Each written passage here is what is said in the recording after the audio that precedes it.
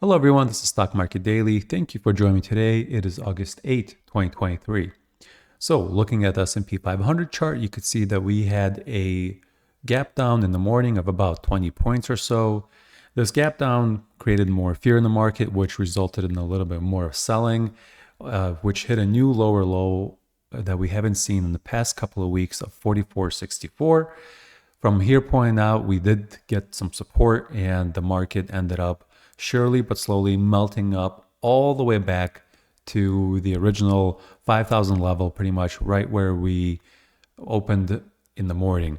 So pretty much unchanged from open to close, but we did end up going down 0.42% on the day.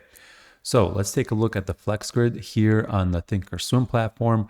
And let's take a look at this chart right here, which is the S&P 500 advancing versus decliners. So you could see that in the morning we started with about 328 stocks declining. We did hit a low of 432 stocks declining, and from that point on, as the S&P recovered, we were kind of melting up the same way.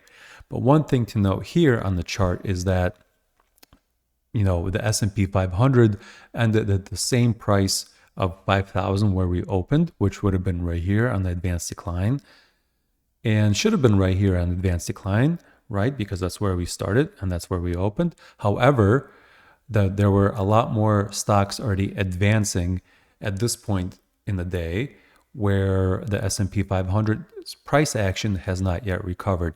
So I do look at this chart, all the time when I'm trading, but this chart doesn't give you a full picture because there are stocks that are weighted differently on the S&P 500. So this is a good tool to use to see where the momentum is going. However, it may not really help in terms of actually predicting where the price action is going. So looking at the rest of the bigger companies in the S&P 500, you could see something also a little bit interesting. They all had a major sell-off at some point during the day. For example, Apple right here, Microsoft right here, and right here. We have Amazon, which was right there. We have Nvidia, which was right here. Alphabet, which was right there, and so on and so forth. However, all of these sell-offs were at different times. They were not exactly at the same time, which was interesting to see. So something to keep in mind. I'm not sure what it means, but just something to keep in mind. Okay, so let's take a look at the trades. There were a couple of things that I did today. So I did place I sold 2 puts today. I'll show you the actual trades here in a second. Here they are. They closed out of the money. I did not bother buying them back.